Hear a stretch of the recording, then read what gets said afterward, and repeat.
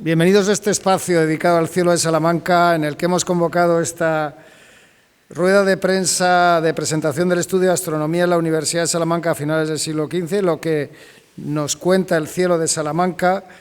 En lo que expondrán es una noticia no solo muy agradable por sus contenidos, sino muy simbólica y significativa. De ahí que convoquemos en este espacio precisamente. Es un placer estar hoy aquí con todos ustedes presentando pues, el trabajo de nuestro compañero, el profesor del Departamento de Matemáticas, Carlos Tejero, y en concreto, sobre todo en este caso, porque hace referencia pues, a una obra de arte emblemática para nuestra universidad, como es el cielo de Salamanca, y establece pues, una conexión entre lo que es el arte, lo que es la ciencia y, sobre todo, desde un punto de vista de la investigación realizada en la propia Universidad de Salamanca, que pone en valor el trabajo y el conocimiento de los investigadores de la Universidad de Salamanca y orientado hacia una obra, como digo, que supone tanto para nuestra institución y es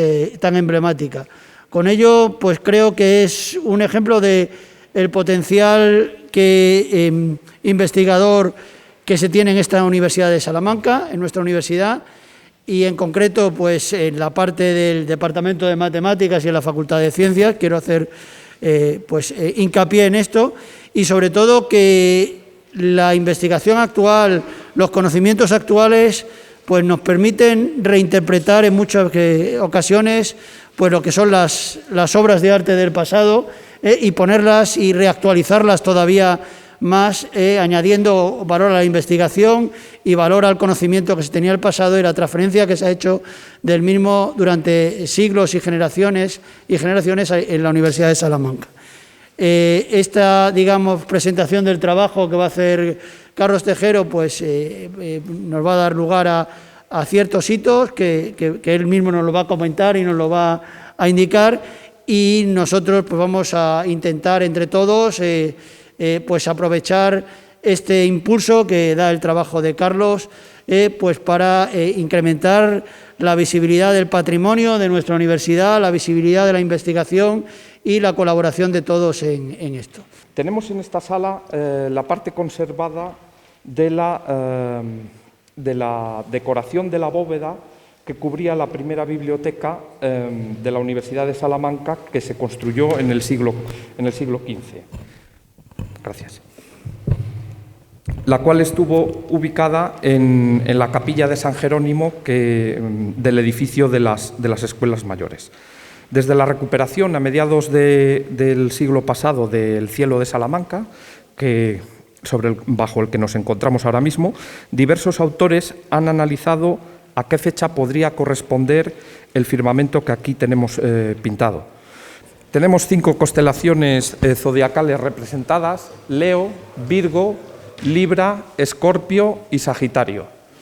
Después tenemos 3 constelaciones boreales, que son el Boyero, Hércules y Serpentario, que es esta figura que está aquí, junto con estas constelaciones australes, que son la Hidra, Cráter, el Cuervo, el Altar y Centauro. Y además en la parte baja tenemos 4 vientos que supuestamente están simbolizando el movimiento que tiene la esfera celeste. Las posiciones de las constelaciones siempre permanecen fijas, no varían las distancias apreciablemente entre las estrellas y permanecen así ancladas en lo que los griegos llamaban la octava esfera.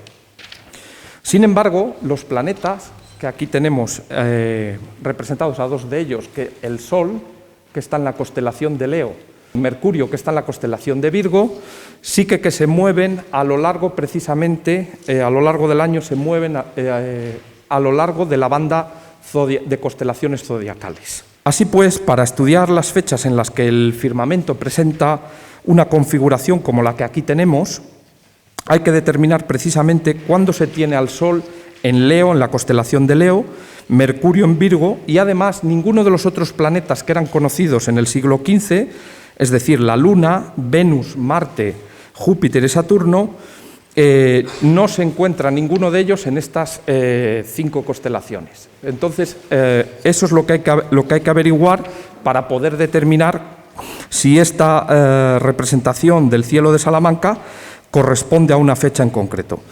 En el estudio que he realizado se analiza el periodo comprendido entre los años 1200 y 2300 de nuestra era mediante el software astronómico Stellarium, que implementa el método de variaciones seculares de las órbitas planetarias desarrollado en la Oficina de Longitudes de París para el cálculo de efemérides planetarias y cuya precisión es de un segundo de arco desde el año 2000 antes de nuestra era hasta el año 6000 de nuestra era. En ese periodo precisamente está comprendido el periodo que hemos estudiado y cuyo inicio se ha escogido con objeto de incluir el año de fundación de la Universidad de Salamanca en 1218, cuyo centenario conmemoramos ahora hace 4 años. Pues bien, las conclusiones que se obtienen del estudio llevado a cabo son las siguientes. La configuración planetaria que aquí observamos es extremadamente infrecuente. Tan es así que en el periodo de 1100 años estudiado solo se da en 23 de ellos. Son los que hemos denominado años del cielo de Salamanca y los días en los que puede observarse esta configuración los denominamos días del cielo de Salamanca. Si se supone que el firmamento que aquí vemos representado está relacionado con el periodo de construcción de la primera biblioteca de la universidad entre 1474 y 1479 o el proceso de decoración de su bóveda en algún momento entre 1481 y 1493, entonces solo hay un año posible, que es 1475, en el que la configuración pudo observarse en los días comprendidos entre el 15 y el 28 de agosto. Por tanto, salvo que aparezcan nuevas evidencias, la información contenida en el cielo de Salamanca no es suficiente para determinar una única noche. Esto contrasta con diversas informaciones aparecidas recientemente en algunos medios de comunicación en las que se ha llegado a afirmar que lo que aquí vemos corresponde a la noche del 13 de agosto de 1475, lo cual no es posible porque los cálculos astronómicos muestran que en ese momento la Luna se encontraba en la constelación de Sagitario, luego deberíamos haberla visto representada en alguna zona por aquí, que es la parte que corresponde a la constelación de Sagitario.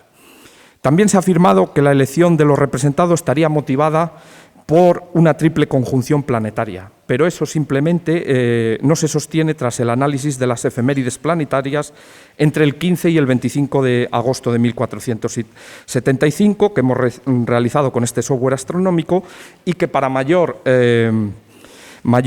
garantía han sido comprobadas mediante el programa de cálculo de efemérides Horizon del Jet Propulsion Lab de la NASA, que representa el estado del arte en esta disciplina.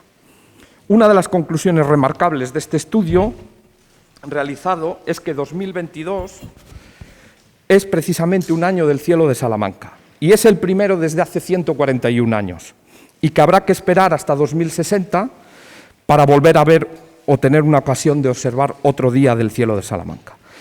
En este caso, los días del cielo de Salamanca en 2022 son los comprendidos del 22 al 25 de agosto. Para remarcar la singularidad del evento astronómico que identifica 2022 como un año del cielo de Salamanca y para conmemorar dicha efeméride, la Universidad de Salamanca ha diseñado una programación cultural que incluirá, entre otras actividades, la reexhibición de la exposición El cielo de Salamanca, organizada en 2018 con motivo del 8º centenario de nuestra universidad, cuyo comisario fue el profesor Martínez Frías, que aquí nos acompaña. También se impartirá una conferencia en la que se detallará el trabajo de investigación desarrollado. Se elaborará un panel explicativo que se colocará en esta sala y que informará precisamente sobre los años y días del cielo de Salamanca y además dispondrá de un código QR que permitirá acceder a todos los detalles completos sobre el asunto. Finalmente, se celebrará el Maratón del Cielo de Salamanca, por analogía con el conocido Maratón de Messier, y se celebrará este año precisamente los días del 21 al 24 del próximo mes de agosto. Finalmente, los resultados de esta investigación se presentarán en la 15ª reunión científica de la Sociedad Española de Astronomía en septiembre. Yo voy a hacer un esfuerzo de contextualización porque creo que uno de los problemas que ha tenido siempre la investigación de este cielo es que parece que flotaba en la nada, y creo que ese proceso de contextualización es el que va a dar el que da las bases y que nos explica la situación. En 1472 se reunía el claustro y decía que la falta de la biblioteca proporcionaba vergüenza y oprobio a la propia universidad, con lo cual estamos ante un significado más amplio en tanto en cuanto que la biblioteca se va a convertir en imagen institucional. En 1474 el claustro pide que vengan los maestros Yusuf y Abrahim, maestros de pedrería, donde quieran que estén. Y precisamente creo que esa es una de las lanzas y uno de los puntales básicos para poder analizar este conjunto. Estos maestros debaten con los propios profesores universitarios sobre la forma de la bóveda. Y la forma de la bóveda recuerda a los modelos mudéjares, a los modelos islámicos, que es la representación de la bóveda celeste. A la arquitectura, que apenas le hemos dado importancia porque solo nos hemos dedicado a analizar el programa decorativo, creo que es un poco el que marca todo, en tanto en cuanto que estamos ante una arquitectura de autor. Estamos ante una iconografía de la arquitectura y ante una iconología de la arquitectura. El hecho de que la biblioteca surja encima de la capilla, que aparezca la bóveda celeste y que aparezcan esos salmos, está condicionando el propio programa iconográfico. Programa iconográfico que, además de estas lecturas que ajustadamente ha hecho Carlos Tejero, hay que tener en relación que están sobre la base de la capilla y con la serie de salmos, que coincide con ese carácter cristiano, porque en esos momentos se están defendiendo en la universidad, como les demostrará el profesor Frías, una serie de postulados en relación con estos modelos. Además, tenemos que tener en cuenta también el problema que plantea la representación figurativa. Los teóricos de la universidad dicen que no haya ninguna representación figurativa, excepto aquellas que sirvan para la memoria, con lo cual esta bóveda servía precisamente para recordar, para ejercicios mnemotécnicos de los estudiantes, que eran los que precisamente constituían la audiencia de esta biblioteca. Pero hay otra cosa más que sí que quiero recalcar. La propia descripción de Lucio Marineo Sículo y la propia descripción de Münzer con los problemas que plantea nos habla que la universidad también lo considera como un sistema de representación, en tanto en cuanto que los visitantes ilustres que vienen a Salamanca lo primero que les enseñan es la biblioteca. Y por otra parte, el texto de Lucio Marineo Sículo hay una bóveda celeste que los espectadores la miran con gran deleite. La importancia y la significación que va a tener la recepción, donde incluso todo lo sentimental juega un papel importante. Estamos ante una obra el llamado Cielo de Salamanca, que ejemplifica de manera paradigmática esa conjunción entre arte y ciencia. Bien, resulta que, como ya saben, se ha perdido 2/3 de todo este conjunto, solamente nos queda 1/3.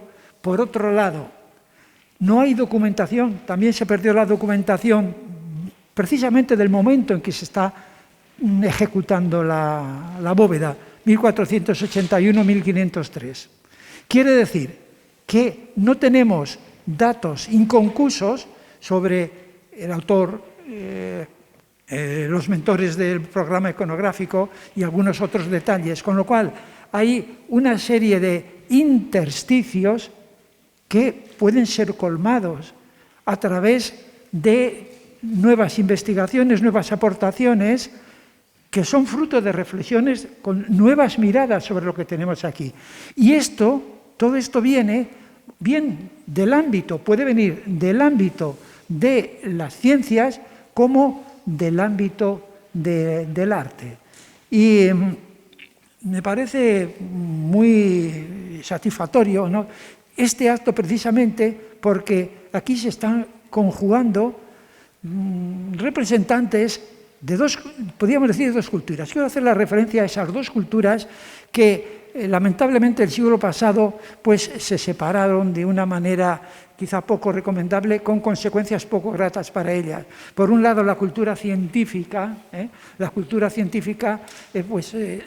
aquella que está integrada por las ciencias, llamamos, de la naturaleza, las ciencias duras, las que se expresan en un lenguaje matemático, y las ciencias humanas, las ciencias del hombre.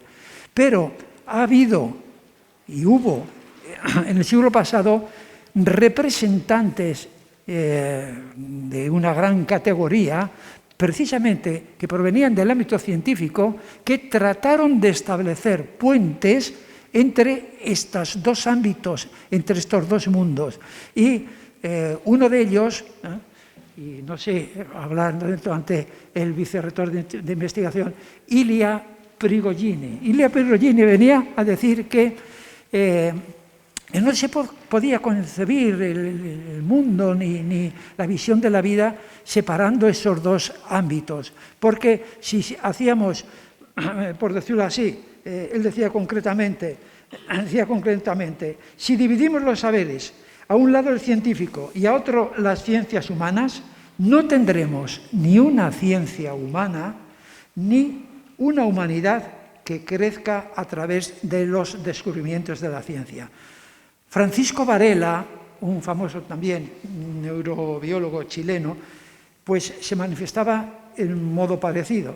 Y ellos pues han tratado de establecer una tercera cultura, que uniera estos dos mundos. Y esto se da precisamente aquí, en la obra que tenemos delante. Esa fusión, diríamos, entre ciencia o arte y ciencia, ¿no? Ahora bien, cuando hablamos del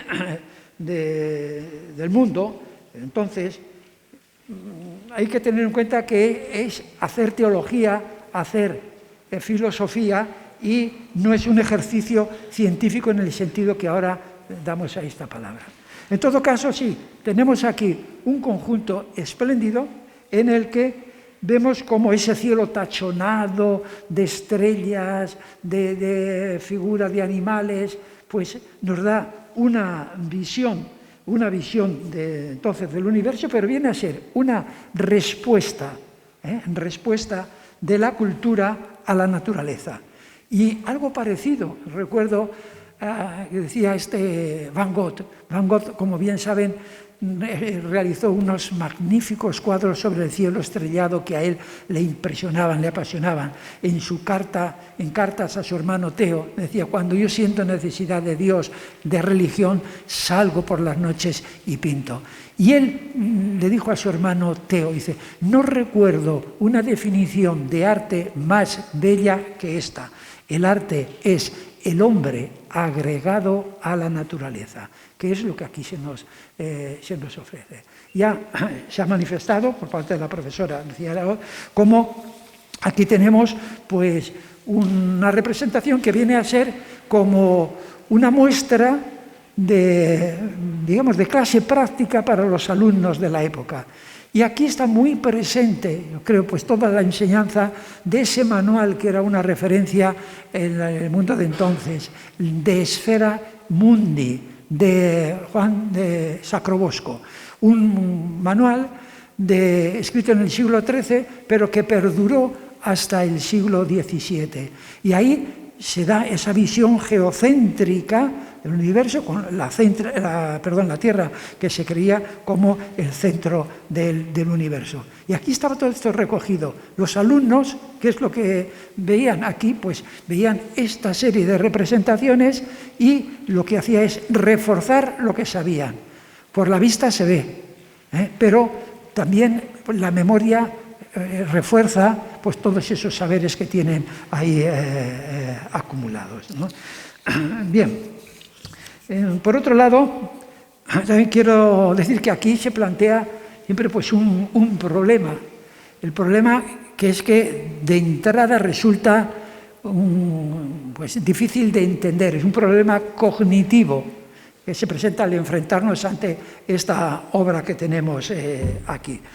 Bien, ya Umberto Eco en su obra Lector in Fabula ya habla que en la obra hay siempre un emisor, hay un mensaje y hay un destinatario. Pero en cualquier caso se requiere la colaboración del espectador para completar la obra. Schopenhauer fue uno de los primeros pensadores que extendió el concepto de inspiración del autor, que lo tenía en exclusiva, y lo dividió en dos planos. Por un lado, el productor y por otro lado, el receptivo. Es decir, que el espectador tiene que incorporarse a esto. Y yo a veces aquí he venido a este conjunto a observar, porque ahora esto está muy de moda, observar las reacciones de los espectadores ante la obra de arte en los museos. Y pues bien, al venir aquí se observa, por un lado, que hay algunos que sí saben de qué van, hay una reflexión de lo que tienen delante, y algunos incluso, algún compañero incluso me ha llegado a decir que esto le relaja, que cuando se siente un poco inquieto que viene y que le relaja. Bien, hay otros que vienen aquí y miran, se extrañan. Asombrarse, extrañarse, como decía Ortega, es comenzar a entender. Hay algunos que bueno, se admiran, no preguntan. Ya Jacinto Benavente decía, la admiración no interroga, con admirar comprende. Pero hay otros, claro, que entran una mirada superficial y se van, porque no les dice nada, se cansan, hay que pararse, hay que mirar, ¿no? Pero, claro, cuando uno viene aquí se encuentra con todo un mundo, con una serie, y fíjense lo que sería cuando estaba todo esto completo, toda una serie de figuras que están ahí y que es muy difícil de leer, porque no es como un libro. Cuando tenemos un libro tenemos ya la vía, el camino para leerlo, pero aquí no, aquí es como si estuvieran flotando en el aire todas estas figuras. Y en ese momento, cuando no se entiende cómo acometer la lectura y el análisis de esto, es cuando hay que trascender lo aparente para penetrar en lo crítico y en lo velado. Y entonces es cuando hay que, pues como una labor de ortopedia, pues sugerir y decir qué es lo que o cómo hay que proceder a leer la obra. Una obra que precisamente en la época, nos dice Lucio Marineo Sículo, que la disfrutaban con el mayor gozo posible que podía caber. Es decir, había una sintonía entre la competencia del emisor y la competencia del destinatario, que venían a ser profesores, todos los alumnos. Todo esto se ha ido perdiendo y es quizá un poco lo que hay que recuperar. Y además, también yo creo el concepto de patrimonio. Yo recuerdo ahora la frase de Walter Benjamin, que decía que conviene quizá despojar de ese aura de majestática lejanía que tiene a veces el patrimonio. Y aquí, pues sí, es bajarlo a nivel de que la gente vea, pues, al plano de lo sencillo, de la convivencia, por decirlo así. Y en todo caso, siempre esto va a servir para educar la sensibilidad y para fijar también la atención ahora, incluso pues a alumnos de enseñanza secundaria que están constantemente pues, ya acostumbrados a las imágenes que están pasando constantemente ante lo que tienen delante, pues fijar la atención, esto el mindfulness que está ahora también pues, de moda, pues que fijen la atención en lo que aquí tienen y que como decía, y acabo, decía el filósofo Adorno, una de las misiones fundamentales de la educación era luchar contra la insensibilidad, que él hacía equivalente de la indiferencia y de la frivolidad. Entonces es un mundo que tenemos aquí y que pues hay que agradecer que esta especie ahora de simbiosis que nos ha reunido aquí entre el mundo de las ciencias duras, de las matemáticas y el mundo de las letras. La consiliencia, que este es el término que describe la aproximación de las dos culturas, tan bien entramadas en esta obra que se sigue estudiando gracias a la aportación de nuestros historiadores del arte y también ahora de los matemáticos, se expresa en este hermoso acto, cuya noticia es también feliz por la recurrencia tan frecuente del suceso astronómico que conmemoraremos en el agosto de 2022, en un tiempo en el que la información que nos rodea del mundo sobrecoge y no llama a la celebración precisamente aportar un estudio que ofrece la oportunidad no solo de converger a las dos culturas, la historia del arte, el estudio artístico y también las matemáticas. Creo que es una de las funciones básicas de la universidad, así que muchas gracias.